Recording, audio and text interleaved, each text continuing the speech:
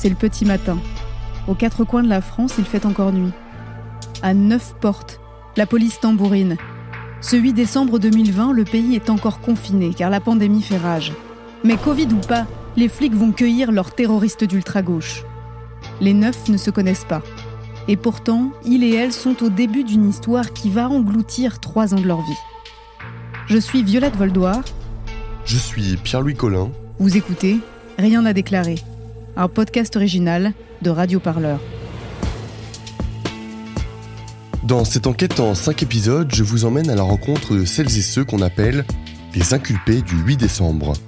Nous allons essayer de comprendre comment les 7 prévenus, accusés de terrorisme, se défendent face à l'oppression répressive des services de renseignement et du parquet national antiterroriste. Car une fois qu'on vous a collé cette étiquette sur le front, il n'y a plus beaucoup de limites à la répression. Premier épisode, la procédure comme peine.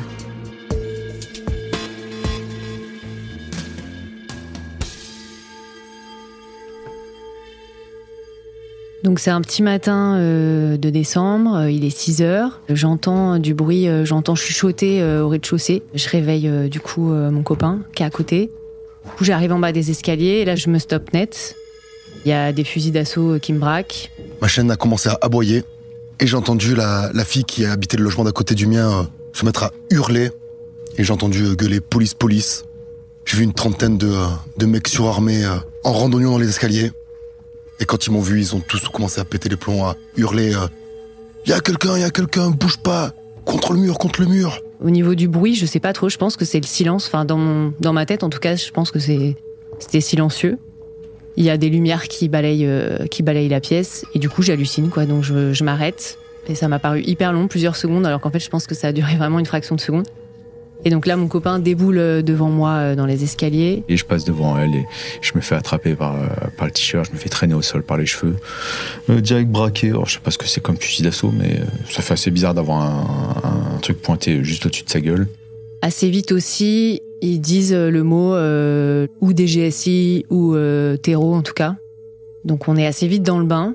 Enfin moi je comprends pas du tout ce qui me tombe dessus. Du coup le moment où je me suis rendu compte que j'étais dans la merde, c'est que je leur ai demandé où on allait et ils m'ont dit qu'on allait à Paris. Alors que moi dans mon esprit, j'étais relativement tranquille. Je pensais du coup qu'ils allaient m'emmener à Morlaix qui était la grosse ville d'à côté et que ça allait être genre juste la petite Gardave tranquille pépouze quoi. Quand ils m'ont dit Paris, je me suis dit que putain de merde, c'était pas la même quoi. Après, j'avais pas du tout pigé que c'était le Valois-Perret. Enfin, j'avais pas du tout pigé l'ampleur de tout ce merdier. Et ouais, c'est quand c'est vraiment arrivé au rez-de-chaussée, donc beaucoup plus tard dans la journée, parce que la perquise était très très longue. Donc ils ont tiqué sur les 3 bouquins politiques, j'avais un drapeau du Rojava et un fanion des YPG. À partir du moment où ils avaient fini de perquisitionner l'étage et où ils voulaient attaquer justement le rez-de-chaussée, moi, ils ont préféré m'envoyer directement dans les cellules à le Valois-Perret. Et là, donc, ils m'ont préparé, je pense, pour le trajet. Donc, la préparation, c'était de mettre une genre de camisole. Donc là, ils m'ont enlevé les menottes. Dans mon souvenir, ça s'enfile un peu comme un harnais. T'as les 2 bras scotchés avec des velcro, quoi. Des sangles, même plutôt, le long du corps. Et qui sont vraiment bloqués, du coup. Et une cagoule blanche sur la tête qui m'ont mis juste avant de sortir jusqu'au véhicule.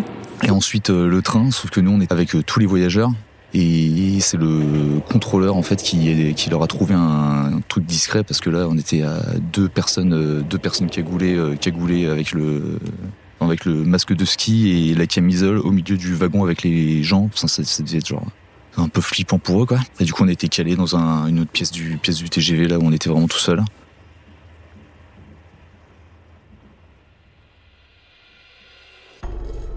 Quand j'arrive à Levallois-Perret, je suis arrivé, je crois qu'il était 20h ou 21h. J'avais pas mangé depuis la veille au soir.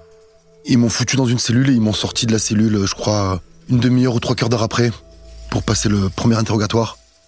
Et ça a été un interrogatoire très personnel sur moi, ma vie, ma situation, mes pensées politiques. Et du coup, c'est vrai qu'à ce moment-là, moi je suis complètement paumé. J'arrête pas de poser, de dire mais qu'est-ce que je fous là, pourquoi vous m'avez arrêté. Enfin, je comprends pas du tout la raison de ma présence ici, quoi. Et du coup, le gars, il me dit rien, il me dit juste on va y arriver, quoi. Quand on me dit que je suis là pour association de malfaiteurs terroristes, je pige pas. Je pige pas du tout le délire. Les interpellés sont à Levallois-Perret, dans les locaux de la DGSI. Ils et elles vont être interrogés de longues heures. Mais ce n'est qu'une étape d'une enquête qui a mis tout ce petit monde sur écoute depuis janvier 2020. La qualification antiterroriste permet aux enquêteurs d'aller très loin dans la surveillance. Elle permet aussi des passages par la case prison sans aucun jugement. L'un des prévenus se souvient de son séjour à la maison d'arrêt d'Ony, dans le Val d'Oise. Je sais plus combien, décembre, je suis envoyé à Ony. Jamais fait de prison, donc du coup je comprends absolument pas comment ça se passe. Je comprends très rapidement que c'est une usine à gaz complète, quoi. Et j'ai passé 4 mois en tôle là-bas.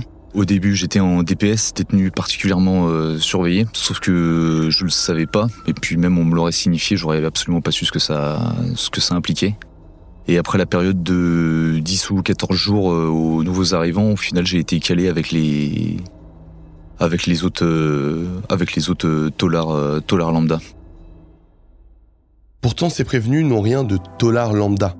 À entendre la DGSI, ils sont dangereux. C'est un groupe qualifié de terroriste avec des comportements clandestins. Un groupe bien étrange dont la plupart des membres ne se connaissent pas. Pour les services de renseignement, ils graviteraient autour d'un personnage, Libre Flo, ancien volontaire internationaliste au Rojava. Pour la peine, il sera mis sous les verrous pendant plus d'1 an. La procédure antiterroriste devient une peine en soi. À Bois-Larcy, je suis resté toute ma détention, c'est-à-dire 16 mois à l'isolement. Les derniers moments, en fait, quand j'ai été muté de Bois-Larcy à l'hôpital prison de Fresnes, qui m'ont enlevé d'isolement. Donc c'est vraiment la toute fin de ma grève de la faim, quand j'étais prêt à crever. Et en fait, j'étais donc plus à l'isolement, mais ma situation médicale me permettait pas de sortir de ma cellule. Pendant toute la détention, j'ai jamais été à plus de 2 mètres d'un mur. Cette promenade est tellement anxiogène à la base que quand j'étais donc dedans, donc dehors, je demandais à sortir de cette promenade. Parce que j'étais encore plus enfermé que dans une cellule qui est plus petite. En fait, ils ont déjà commencé à me punir pour leurs fantasmes. En fait, ce qu'ils veulent, c'est ce que je disais depuis le début, ils veulent me détruire. Ils veulent l'annihilation de mon être. Une menace potentielle, même si elle n'est pas prouvée, faut la détruire, faut tuer la personne. Et en fait, c'est ça. Ils veulent ma mort. En fait, là, je suis en train de perdre. Moi, ça fait longtemps, si on lit les lettres et tout ça, que ça a déraillé psychologiquement, mentalement, j'ai perdu mes capacités intellectuelles, physiquement, ça a déraillé. En fait, là, je peux pas. Moi, si je continue ici, en fait, c'est juste, ils veulent me tuer. Donc, la seule lutte qui reste, le seul truc qui reste à faire, donc, c'est reste une lutte politique face à une lutte politique, c'est utiliser un moyen, le seul moyen qui me reste à l'heure actuelle, en isolement, c'est la grève de la faim. Donc, quitte à en pâtir, quitte à crever, quitte à quoi que ce soit, autant que ce soit pas eux, et que ce soit, en fait, pour sortir, quoi. Pour sortir, en plus, je demandais juste de pouvoir, c'est ce que j'ai écrit à un moment, je demande même pas qu'on fasse tomber toute cette mascarade d'affaires de merde, c'est juste foutez-moi dehors et on la jugera, cette affaire, tu vois. Et juste, arrêtez de me tuer, quoi. Et c'est pas passé loin, mais finalement, je suis sorti. Grâce au soutien de beaucoup de personnes en France et à l'étranger. Je crois que je ne pourrai jamais leur dire assez merci.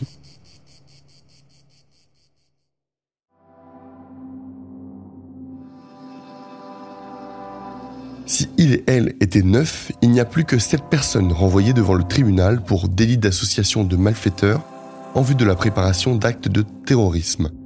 Le parquet national antiterroriste, le PNAT, les accuse de vouloir s'en prendre à l'oppression et au capitalisme, de vouloir renverser l'État et d'attenter à la vie de ses représentants. Pourtant, dans le dossier, jamais un quelconque projet d'acte de terrorisme n'est caractérisé. C'est au nom du soupçon de ce fameux projet terroriste que les prévenus qui ne sont pas en détention sont eux aussi privés de liberté.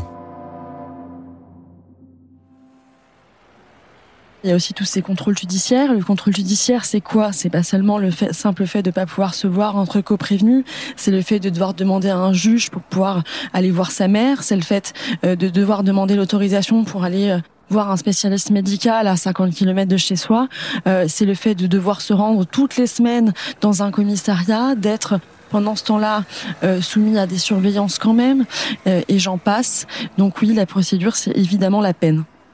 Colline Houillon, avocate au barreau du Val-de-Marne.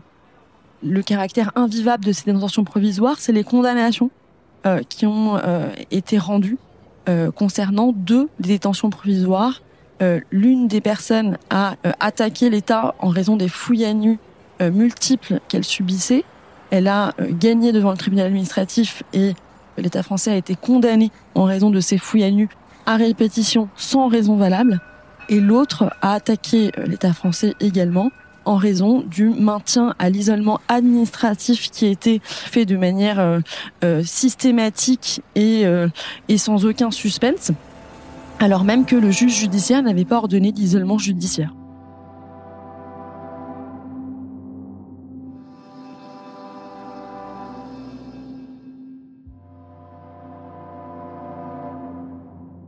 Faut arriver à avoir une bonne grosse dose d'humour et de second degré pour arriver à appréhender le truc. Parce que sinon, c'est juste rageant, quoi. C'est juste rageant de lire des choses sur nous qui sont totalement fausses, totalement inventées. Et j'ai eu un déclic 5 ou 6 mois avant le procès, où je me suis dit, là, franchement, faut que je m'y mette. J'avais le dossier depuis seulement 1 mois et demi, que je l'avais à peine épluché. Et du coup, je me suis décidé à demander de l'aide aux gens qui étaient autour de moi. Et instantanément, un groupe s'est formé autour de moi, un groupe de soutien, un groupe d'aide. Et ça a lancé une dynamique assez incroyable qui fait vraiment chaud au cœur. Parce que dans ces moments-là, on se sent vraiment seul, on se sent débordé. Parce que quand on se retrouve devant ces 7000 pages du dossier, on sait pas du tout pour quel bout prendre la chose. Et on est complètement débordé. Et du coup, d'un coup, être entouré avec des gens qui, au final, ne savent pas trop non plus par quel bout le prendre. Mais on a quand même réussi ensemble à décortiquer le truc et puis à commencer à mettre en place une défense.